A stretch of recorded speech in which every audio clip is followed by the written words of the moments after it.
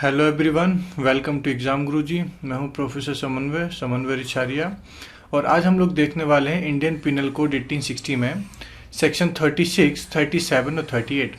इससे पहले जितने भी प्रीवियस लेक्चर उसमें आपने देखा होगा सेक्शन 34 का भी आपको लेक्चर मिल गया होगा जिसमें कॉमन इंटेंशन के बारे में हम लोग बात कर रहे थे। सेक्शन 35 भी आपको मिला होगा जिसमें हम लोगों ने सिमिलर इंटेंशन के बारे में बात की थी। तो कॉमन इंटेंशन और सिमिलर इंटेंशन जो था सेक्शन 34 और 35 वो more than one person that mean several person के ऊपर ज्वाइंट लायबिलिटी स्टैब्लिश करने के लिए था। उसी प्रकार से सेक्शन 36, 37 और 38 के जो प्रिंसिपल हैं वो भी किसी पर्सन के ऊपर ज्वाइंट लायबिलिटी फिक्स करने को लेके हैं। एक से ज़्यादा व्यक्तियों के ऊपर जो है आपराधिक दायित्व साबित करने के लिए प्रिंसिपल्स यहाँ पर बता दिए जाए। तो सबसे पहले आज हम देखेंगे सेक्शन 36। सेक्शन 36 हमारा कहता है कि अंशतः कार्य और अंशतः लोप द्वारा कारित परिणाम, अंशतः कार्य और अंशतः लोप द्वारा कारित परिणाम, है ना। तो इसको आप कुछ इस तरीके से समझेंगे। सबसे पहले क्या होता है, कोई एक घटना घटित होती है, कोई एक इवेंट घटित होती है। अब जब एक घटना घटित होती है तो इस घटना से क्या बनता है, अब इस घटना में बहुत सारे एक्ट हो सकते हैं, बहुत सारे एक्ट हो सकते हैं, बहुत सारे कार्य हो सकते हैं, बहुत सारे कार्य हो सकते हैं। अब इन कार्यों से मिलके क्या बनता है, एक किसी अपराध का गठन होता है, एक किसी अपराध का गठन होता है। तो एक तो बात आपकी यहाँ पर ये होगी। दूसरी बात यहाँ पर समझेंगे कि किसी भी अपराध के गठन के लिए, किसी भी अपराध के लिए दो बातों का होना बहुत जरूरी है। एक तो मैंने आपसे कहा था एक्टस रिया और दूसरा मैंने आपसे कहा था प्लस मेंस रिया। ठीक है, तो आज हम लोग मेंस रिया की बात नहीं करेंगे, आज हम करेंगे एक्टस रिया की, क्योंकि एक्टस रिया जो होता है वो रिजल्ट ऑफ ह्यूमन कंडक्ट होता है। ठीक है, ह्यूमन कंडक्ट होता है, रिजल्ट ऑफ ह्यूमन कंडक्ट होता है। इसका मतलब होता है मानवीय आचरण का परिणाम, मानवीय आचरण का परिणाम। ठीक है, तो इस तरीके से जब रिजल्ट ऑफ ह्यूमन कंडक्ट ये होता है तो इसके बारे में कहा जाता है कि रिजल्ट ऑफ ह्यूमन कंडक्ट क्या होता है। तो हमने कहा एक्ट और ओमिशन, एक्ट और ओमिशन। इसका मतलब होता है कार्य और लोप। ठीक है, तो या तो ये अकेले कार्य से, या तो केवल कार्य संपूर्ण कार्य, ठीक है, या संपूर्ण लोप और अंशतः कार्य या अंशतः लोप। ठीक है, इनसे मिलके क्या बन सकता है, ऑफेंस बन सकता है। तो एक तो अकेला कार्य हो सकता है तो ऑफेंस बन जाएगा, या अकेला लोप हो सकता है तो ऑफेंस बन जाएगा, या फिर अंशतः कार्य और अंशतः लोप द्वारा मिलके क्या बन सकता है, किसी अपराध का गठन हो सकता है। यही कहता है सेक्शन 36 कि एक्टस रिया जो होगा वो इसमें केवल कार्य नहीं होगा, उसमें कार्य भी होगा, अंशतः मतलब पार्शियली एक्ट भी हो सकता है और पार्शियली ओमिशन भी हो सकता है। इससे मिलके क्या बनेगा, इन दोनों से मिलके क्या होगा, एक अपराध गठित होगा। ठीक है, तो जब ऐसा अपराध घटित होगा तो उसमें क्रिमिनल लायबिलिटी किसकी मानी जाएगी, जो है वो जॉइंट लायबिलिटी किसकी मानी जाएगी। तो यही कहता है सेक्शन 36 कि जहां कहीं किसी कार्य लोप द्वारा किसी परिणाम का कारित किया जाना या उस परिणाम को कारित करने का प्रयत्न किया जाना अपराध है, वहां यह समझा जाता है कि उस परिणाम का अंशतः कार्य अंशतः लोप द्वारा कारित किया जाना वही अपराध है। तो ऐसे में ये अंशतः कार्य और अंशतः लोप जिन भी व्यक्तियों ने किए थे उन दोनों के ऊपर क्या मानी जाएगी, यहाँ पर इस अपराध की संयुक्त जिम्मेदारी मानी जाएगी। मतलब जॉइंट लायबिलिटी यहाँ पर उनके ऊपर क्या की जाएगी, इंपोज की जाएगी। ठीक है, यही बात कहता है 36। अब यहाँ पर देखेंगे जरा ध्यान से कि सेक्शन 32 भी अगर आपने देखा होगा, सेक्शन 32 ऑफ आईपीसी भी यही कहता है। क्या कहता है, सेक्शन 32 प्रतिपादित करती है कि कार्य में अवैध लोप भी सम्मिलित है। तात्पर्य यह है कि अवैध लोप के भी वही विधिक परिणाम होंगे जो एक कार्य के होते हैं। अतः यदि कोई का अपराध अंशतः कार्य द्वारा या अंशतः लोप द्वारा कारित किया जाता है तो परिणाम वही होगा, मानो अपराध या तो मात्र कार्य द्वारा या मात्र लोप द्वारा किया गया है। ये सेक्शन 36 की थ्योरी है।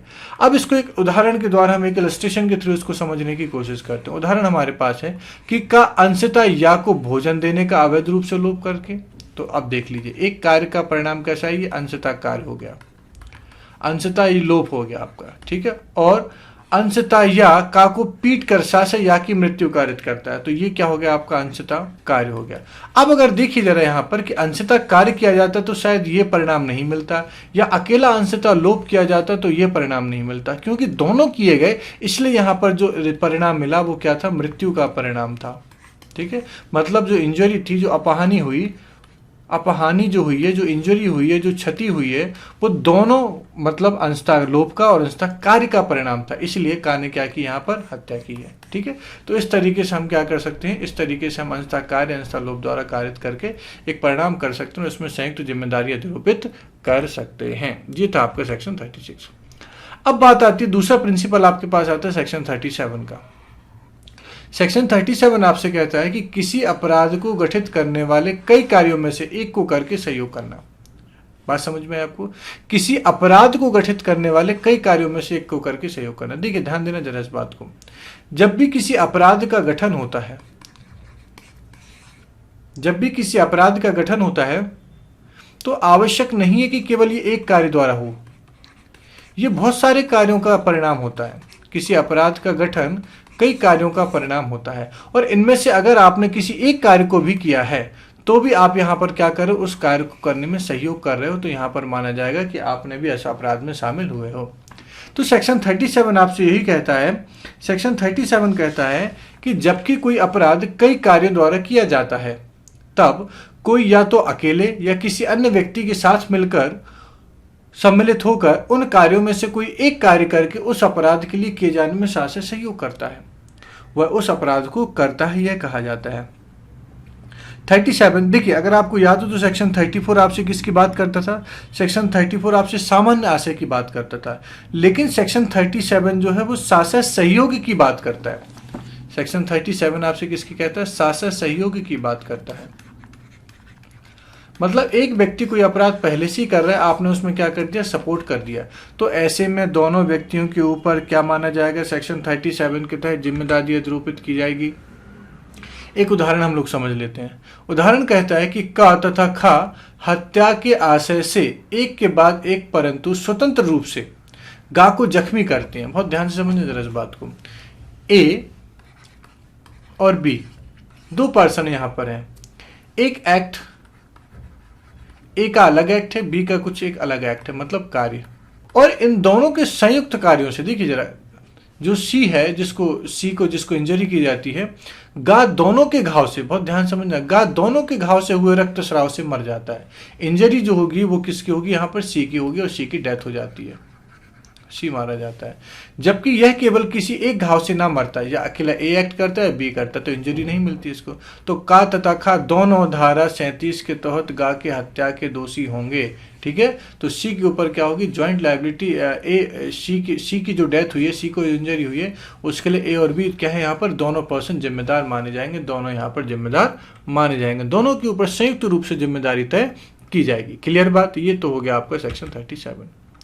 अब सेक्शन 37 को अगर आप ध्यान से देखेंगे तो सेक्शन 37 में, अगर 37 के बैरेट को अगर आप ध्यान से देखेंगे तो और भी इलस्ट्रेशन आपको इसमें मिल जाएंगे।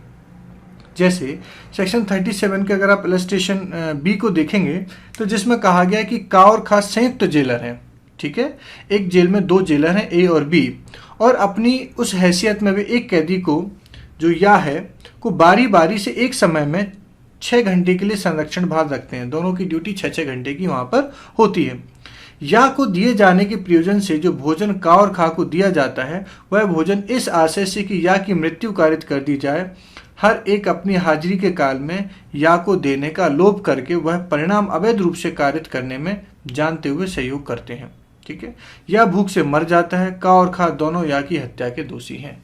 तो यहाँ पर देखिए, जो जेलर यहाँ पर हैं, दो जेलर हैं, दोनों अपनी अपनी ड्यूटी में उसको खाना देने का लोभ करते हैं, जबकि वो लीगली बाउंड होते हैं उनको खाना देने के लिए, कैदियों को खाना देने के लिए, लेकिन वो अपनी जिम्मेदारी का यहाँ पर क्या करते हैं, लोभ करते हैं। और दोनों जेलर के लोभ से क्या हो जाता है, एक परिणाम कारित होता है, जिसमें क्या हो जाती है, या की मृत्यु हो जाती है। तो दोनों व्यक्ति इस परिणाम के लिए जिम्मेदार होंगे, इस अपराध के लिए जिम्मेदार होंगे, और माना जाएगा कि दोनों के ऊपर की संयुक्त जिम्मेदारी यहाँ पर उसकी हत्या की जिम्मेदारी तय की जाएगी। ये था सेक्शन 37। अब हम लोग बात करेंगे सेक्शन 38 की। सेक्शन 38 कहता है आपसे, सेक्शन 38 आपसे कहता है कि आपराधिक कार्य में संपृक्त व्यक्ति विभिन्न अपराधों के दोषी हो सकेंगे।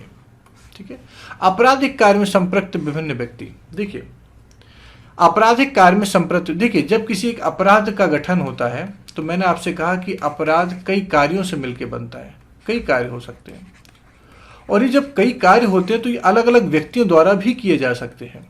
कोई व्यक्ति एक काम करता है, दूसरा कोई दूसरा काम करता है, तीसरा व्यक्ति कोई तीसरा काम करता है।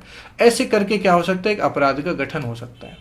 तो उन्होंने कहा है कि ये व्यक्ति भी यहाँ पर क्या होंगे, जिम्मेदार माने जाएंगे। कैसे जिम्मेदार माने जाएंगे, तो जहाँ की कई व्यक्ति किसी आपराधिक कार्य को करने में लगे हुए हैं या संपृक्त हैं, उसमें शामिल होते हैं, वहां भी उस कार्य के आधार पर विभिन्न अपराधों के दोषी हो सकेंगे। एक बात यहाँ पर ध्यान रखने वाली है कि यहाँ पर ये जो लाइन लिखी हुई है कि वहां वे उस कार्य के आधार पर, देखिए ये संयुक्त जिम्मेदारी तो होगी, यहाँ पर ज्वाइंट लायबिलिटी तो इम्पोज की जाएगी, लेकिन उनके कार्य के आधार पर, है ना। जो जिम्मेदारी तय की जाएगी, जो जिम्मेदारी तय की जाएगी वो किसकी होगी, संयुक्त दायित्व के आधार पर या उनके कार्य के आधार पर की जाएगी, ठीक है। और विभिन्न अपराधों के दोषी हो सकेंगे, विभिन्न अपराधों के दोषी यहाँ पर हो सकेंगे। जैसे सेक्शन 38 को अगर आप देखेंगे तो सेक्शन 38 में आपको एक इलस्ट्रेशन मिलेगा। क्या मिलेगा, यहाँ पर 3 लोग हैं। ए का गंभीर प्रकोपन की ऐसी परिस्थितियों के अधीन या पर आक्रमण करता है। ए क्या करता है, या को हम लोग वाई मान लेते हैं, एक वाई है। वाई ने क्या किया, ए को ग्रेव एंड सडन प्रोवोकेशन दिया, गंभीर और अचानक प्रकोपन दिया, जिससे ए क्या कर देता है, वाई की डेथ कर देता है। तो वैसे अगर आप देखेंगे तो सेक्शन 300 कि ये एक्सेप्शन 1 में चला जाएगा और ए जो होगा वो किसका होगा, आपराधिक मानववध का, आपराधिक मानववध जो हत्या की कोटि में नहीं आता है, ठीक है, उसका दोषी होगा, ठीक है। लेकिन जब ये इसका वध कर रहा था, ठीक है, तो खा इसके पास में जो एक बी था, बी का अपना इंटेंशन था या को मारने का, ठीक है। तो यहाँ पर क्या किया, खा को जो या से वैमनस्य रखता था उसका वध करने के आशय से और प्रकोपन के वशीभूत ना होते हुए या का वध करने में का की सहायता करता है। बहुत ध्यान से समझना। अब ए जब वाई की यहाँ पर डेथ कॉज करता है, कॉजिंग डेथ ऑफ वाई, तो इसमें बी इसकी क्या करता है, हेल्प करता है। किस इंटेंशन के साथ, बी वाई को मारने के साथ। तो देखिए यहाँ पर एक अपराध का गठन हुआ, वाई की मृत्यु हुई, वाई की यहाँ पर डेथ हुई, लेकिन जो एक्ट हुआ वो 2 कार्यों से मिलकर बना, एक ए का कार्य और एक बी का कार्य। तो यहाँ पर ए का जो कार्य था वो सेक्शन 300 क्लॉज 1 के अपवाद की श्रेणी में आता है, तो आपराधिक मानववध जो हत्या की श्रेणी में नहीं आता है, culpable homicide not amounting to murder.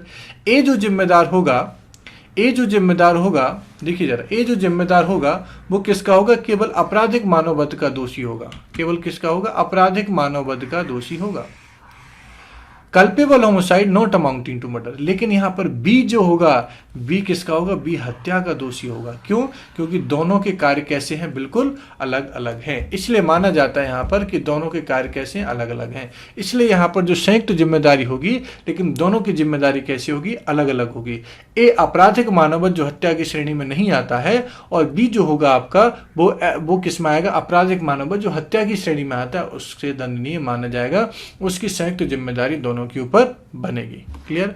I hope आपको ये लेक्चर समझ में आया है। इसमें किसी भी प्रकार की कोई दिक्कत होती है तो आप कमेंट बॉक्स में अपनी क्वेरीज को मेंशन कर सकते हैं। Thank you.